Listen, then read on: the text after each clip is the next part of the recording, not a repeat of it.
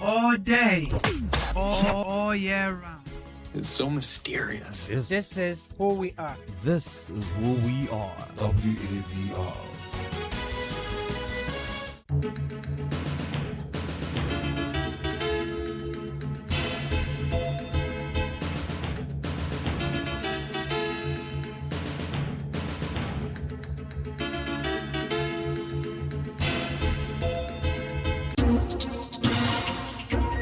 WADR, promoting dialogue. It's midday in Dakar, 1 p.m. in Lagos. Good afternoon and welcome to Newslink on West Africa, Democracy Radio 94.9 FM and worldwide at WADR.org. Here are the top stories. Nigeria expands the Forest Guard initiative to 10 states, deploys 9,000 personnel to tackle insecurity. Guinea's Prime Minister Ureba sets 3 non-negotiable principles to drive government performance. The transition period is over. We are now operating under the constitutional order, and we are accountable to the people of Guinea. Gambian immigration intercepts 46 intending irregular migrants, including 8 minors. So they had the protection of the responsible personnel who make sure their safety is fundamental. ECOWAS releases over $200,000 to support victims of recent flooding in Ghana. Please stay with us for details of these stories and more. On the news, this is Augustine Bill Coley. Well, thank you for joining our broadcast this afternoon. We will begin with a major development from Nigeria as the government authorizes the expansion of the Presidential Forest Guard program from 7 to 10 states, increasing personnel to as many as 9,000 rangers. Launched by President Bola Tinubu on May 15 this year, the initiative annually aimed to recruit between 2,000 and 5,000 forest guards to protect vulnerable forest corridors and rural communities. With support guards having undergone training, the presidency states that it plans to enhance security in remote areas to also explore issues that have been affected or impacted by kidnappers, banditry, and armed criminal groups nationwide. Let's get details of this development from Usma Omar. The expansion, announced last Friday, follows the graduation of more than 7,000 forest guards in Borno, Sokoto, Yobe, Adamawa, Niger, Kwara, and Kebbi states under the program's first phase. The latest rollout covers Kaduna, Edo, and Kogi states, where more than 2,000 newly trained personnel will be deployed to security hotspots to prevent criminal groups from using poorly monitored forests as hideouts, transit routes, and bases for holding kidnap victims. Many of the recruits were drawn from local communities because of their familiarity with forests, footpaths, waterways, and remote settlements. Before deployment, they underwent rigorous security vetting, background checks, and specialized training in weapons handling, navigation, patrol tactics, intelligence gathering, and forest protection. Security officials say the recruits' local knowledge will strengthen surveillance, improve intelligence gathering, and enhance operations in difficult terrain. First proposed in February 2024 and officially launched by President Bola Ahmed Tinubu in May 2025, the Presidential Forest Guards Initiative is part of Nigeria's broader strategy to combat terrorism, banditry, and kidnapping. According to the Office of the National Security Advisor, the initiative is coordinated by the Office of the National Security Advisor and led operationally by the Department of State Services with support from the Defense Headquarters, the Nigeria Police Force, and the National Park Service. For Newslink on West Africa Democracy Radio, Usman Umar reporting from Abuja. Ghanaian President John Dramani Mahama has arrived in Kingston, Jamaica, for a 4-day state visit to strengthen Ghana's long-standing relationship with Jamaica, deepen Africa-Caribbean cooperation, and advance the global reparation agenda. The visit from August 2 to the 5th will focus on expanding diplomatic, cultural, and economic ties between Ghana and Jamaica, while reinforcing Ghana's engagement with the Caribbean community. As part of the visit, President Mahama will participate in a high-level reparation dialogue at the University of the West Indies, hold bilateral talks with Jamaican leaders on trade, investment, cultural exchange, and South cooperation, and also address a joint setting of Jamaica's Houses of Parliament on a shared vision for stronger Africa-Caribbean collaboration. The president will also pay tribute to Jamaica's national hero, Marcus Mosiah Garvey, and visit the Ghanaian village houses at the Silver Heritage Park, symbols of the enduring historical and ancestral bonds between the people of Ghana and Jamaica. In Guinea, Prime Minister Amadou Oreba is reinforcing discipline within the government. During an address in Conakry at the weekend, Oreba reminded ministers of their obligation to uphold discipline and deliver results. He also reaffirmed his role as the coordinator of government action, particularly in implementing the Simandu 2040 program. Here's Christopher Aticha with the details. The newly appointed Prime Minister Amadou Oriba over the weekend warned members of his cabinet that indiscipline and insubordination would no longer be tolerated, signaling a tougher approach to government accountability. There are three principles on which I will not compromise. First is consultation and teamwork across government. Second is respect for the chain of command. Government is a team, and there is a head of government, the Prime Minister, who is a direct superior. You must report through the proper channels. Without that coordination, success is not possible. Third is discipline. Strengthening discipline is essential. Without discipline, we will achieve nothing. These three principles are non-negotiable. Addressing ministers, Barr said they must deliver concrete results before the end of the year, insisting that the implementation of the Simandu 2040 program remains the government's highest priority. The transition period is over. We are now operating under the constitutional order, and we are accountable to the people of Guinea. We are committed to delivering the Simandu 2040 program. Over the next 3 years, our ambition is to lay the foundations for the country's long-term development once and for all. The cabinet reshuffle also saw the replacement of government spokesperson Usman Gawal Diallo and his deputy, Public Service Minister Francois Borono, and Cultural Minister Musa Moise Sila, a former journalist, have been appointed as the government's new spokespersons. Christopher Aticho with the details of Channel Alpha Ibrahim Ambalda's report coming in from Conakry. More stories coming up on West Africa Democracy Radio. Newslink continues. Well, Benin's newly created Senate is triggering debate over its role in the country's democracy. While supporters describe it as a step towards stronger institutions and better representation, critics question whether it adds value or creates another layer of political influence and public spending. Officially inaugurated on July 31, the Senate has 105 members, including former heads of state, former leaders of key institutions, and other senior public figures.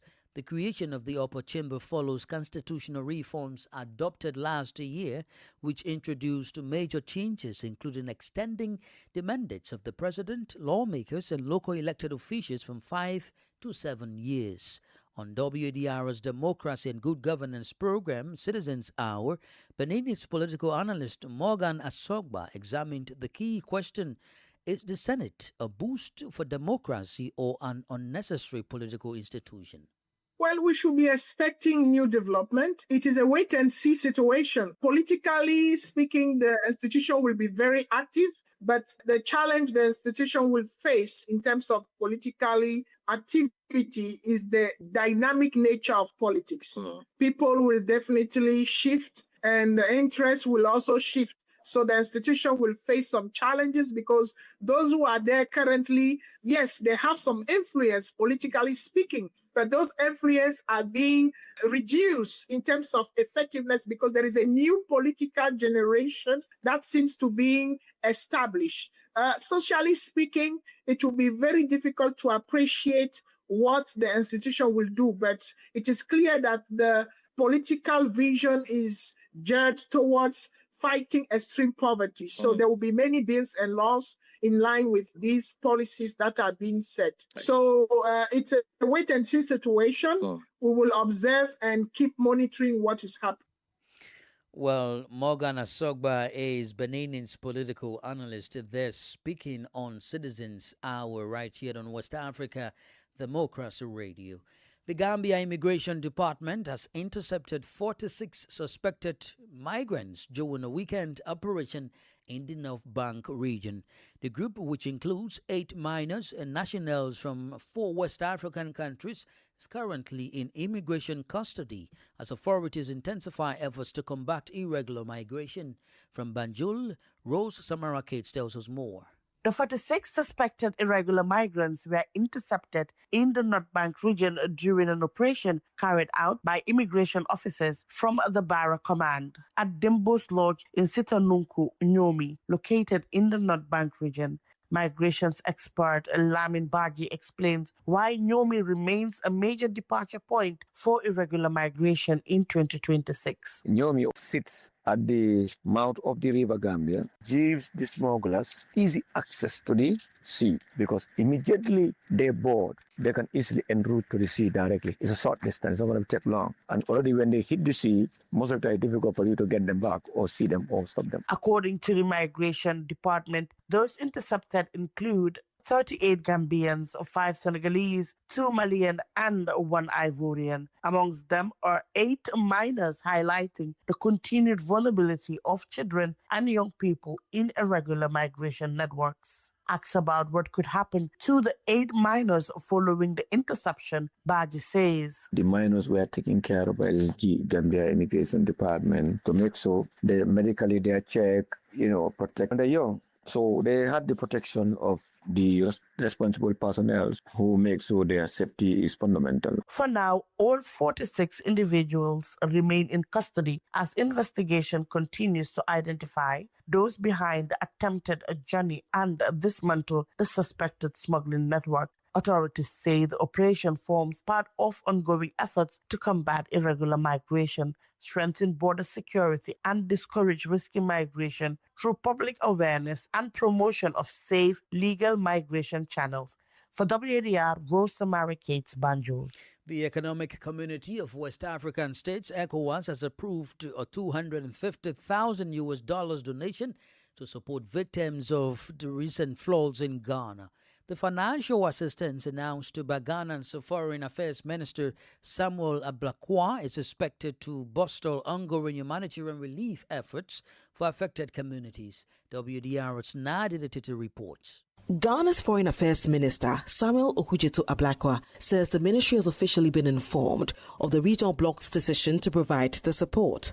In a statement posted on social media, Mr. Ablakwa said the funds, equivalent to about 3 million Ghana cedis, will be transferred to the appropriate authorities as soon as they are received by the Foreign Ministry. He expressed Ghana's gratitude to ECOWAS, describing the donation as a demonstration of regional solidarity and African compassion. The contribution comes after weeks of severe flooding in parts of Ghana that claimed lives, displaced hundreds of residents, damaged homes and infrastructure, and left many families in urgent need of humanitarian assistance. Authorities say the ECOWAS donation will complement ongoing relief operations as government agencies and humanitarian organizations continue to provide emergency support to affected communities. For WDR, Nadi Tete, Accra. Elsewhere, Burkina Faso has launched an electronic traffic enforcement system designed to improve road safety through the use of surveillance cameras installed in major cities across the country.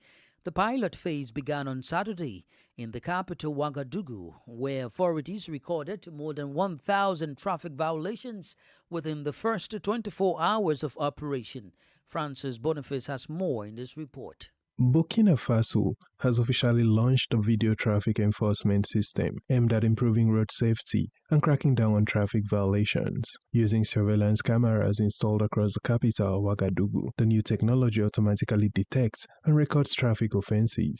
According to the Burkinabe Minister of Security, Mahamadou Sana, more than 1,000 violations were recorded within just 12 hours of the system becoming operational.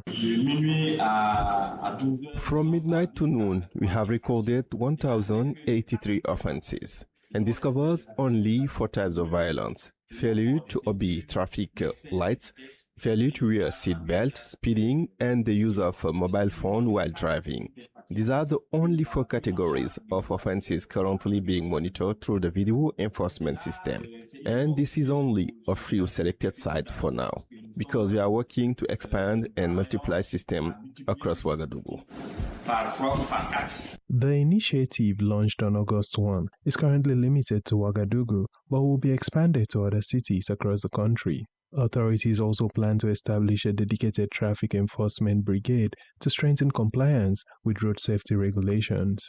Official figures show that as of July 26, Burkina Faso had recorded more than 11,000 road accidents since the start of the year, leaving 9,000 people injured and claiming about 650 lives.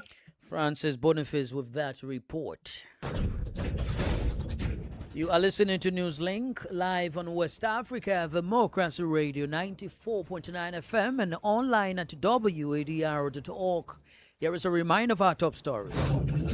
Nigeria expands Forest Guard initiative to 10 states, deploys 9,000 personnel to tackle insecurity. Guinea's Prime Minister Oreba sets 3 non-negotiable principles to drive government performance. Gambian immigration intercepts 46 extending irregular migrants, including 8 minors. ECOWAS releases over $200,000 to support victims of recent flooding in Ghana. Still ahead in the news, we have the press review, guest interview, and the sports. Please stay with us. From the heart of Nigerian politics, this is Yechi Nisasitu in Abuja, and you are listening to WADR 94.9 FM Dakar. Thank you for being with us. Let's take you to Cote d'Ivoire, where fuel prices have increased since August 1, triggering debate over the government's latest pricing policy. The government says the increase is a result of rising global oil prices and maintains that it has spent hundreds of billions of CFA francs in subsidies to caution consumers from the impact. But the opposition rejects that explanation, arguing that the higher fuel prices will further increase the cost of living. Veronica Njai has more in this report. Motorists in Côte d'Ivoire are facing higher fuel prices following a government-approved increase that took effect on August 1st. Under the new pricing, petrol now sells for 905 CFA francs per litre, up from 875 CFA francs, while diesel has increased from 700 to 725 CFA per litre. The government says the adjustment is a response to rising global oil prices, citing the war in Ukraine and ongoing geopolitical tensions in the Middle East as key drivers. Officials say fuel prices had remained unchanged until the end of April 2026, with only a minor adjustment introduced in May.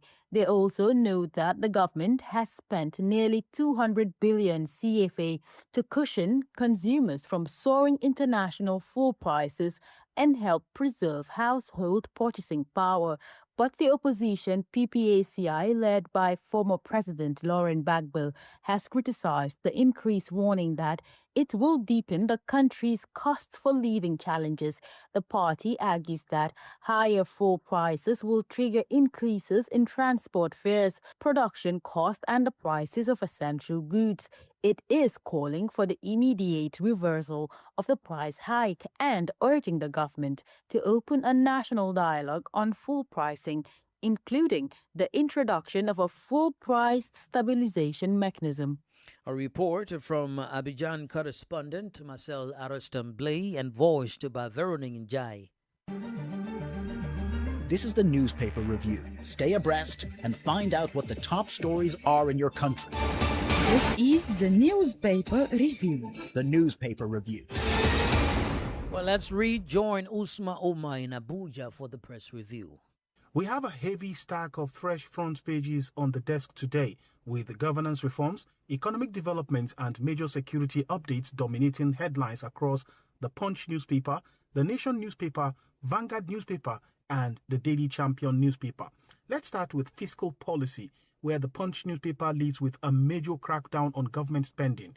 The federal government has officially banned all ministries, departments, and agencies from awarding any contracts that do not have 100% budgetary backing and cash allocation.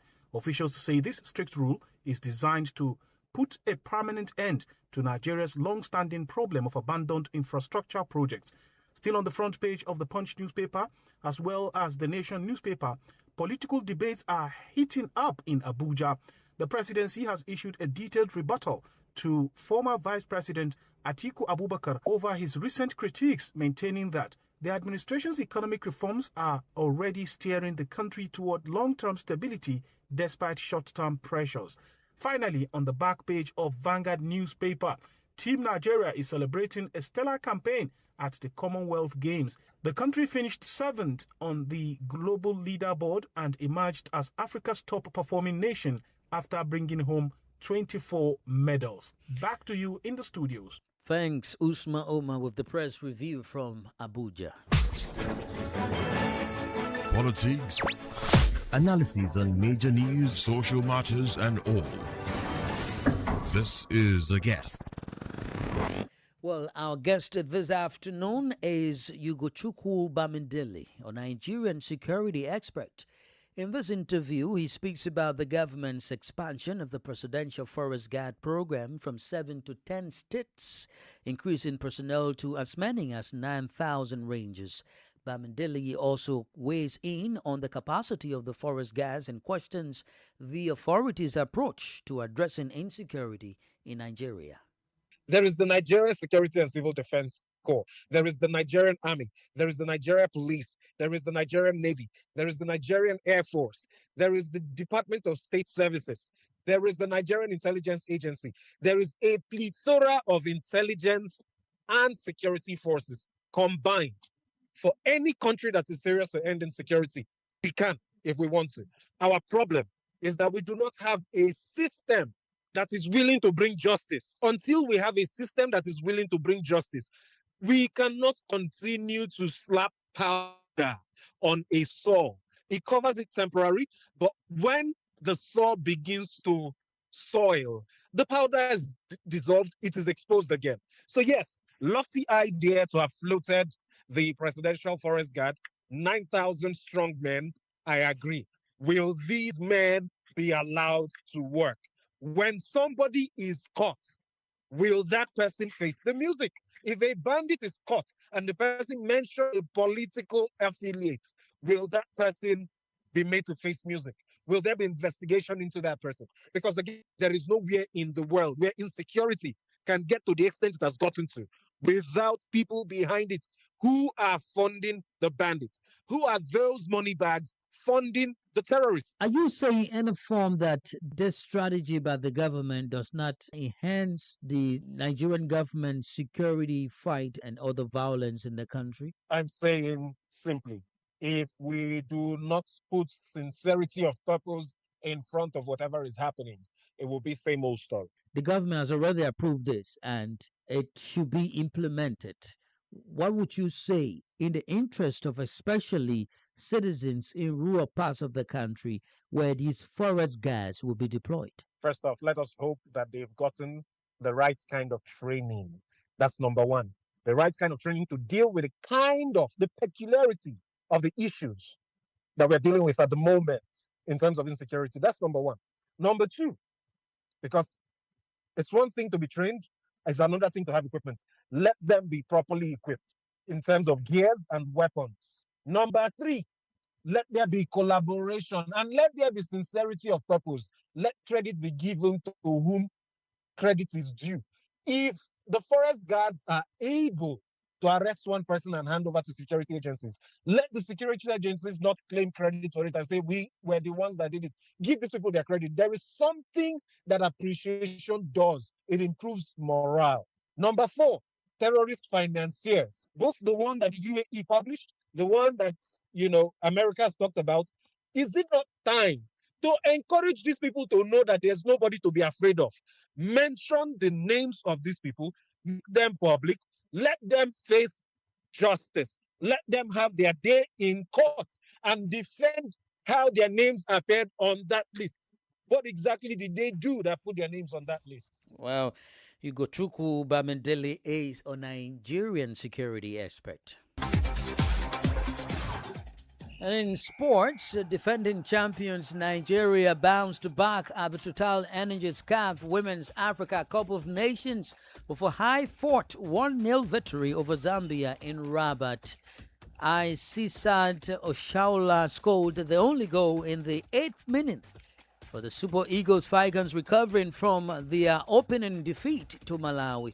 Nigeria played much of the match with 10 players after Oluwatosin Damiem was sent off of half-time but held firm against sustained Zambian pressure. And Cameroon claimed a second straight victory at the 2026 Africa Cup of Nations Women's Division, defeating Ghana 1-0 in Casablanca. Mari Ngai scored the only goal from the penalty spot in the 19th minute, giving the indomitable Lionesses maximum points after their opening win over Mali. That's the latest in the world of sports. We've come to the end of this edition of Newslink on West Africa Democracy Radio, broadcasting from Dakar, Senegal on 94.9 FM and online at wadr.org. Thank you for listening. Many thanks to Mustafa Sek and Mauro Ju for the technical support. To interact with us via our social media platforms, including X, Instagram, and Facebook at WADR English. I am Augustine Curley. Good afternoon. We thank you for listening to Newslink in Nigeria on Love FM Abuja and Darling FM Owerri. In the Gambia on Hot FM Banjul, Hilltop FM and Veritas Radio in Serekunda. Thank you for listening on Alternative Youth Radio Lofa County, Liberia, Radio Kegaman in Nimba County and DCN Radio Riverside County. A big thank you to Radio Graft FM in Sierra Leone for listening, and in Ghana we thank Radio Pad in Damango and Royals FM in Wenchi. Thank you all for listening to Newslink.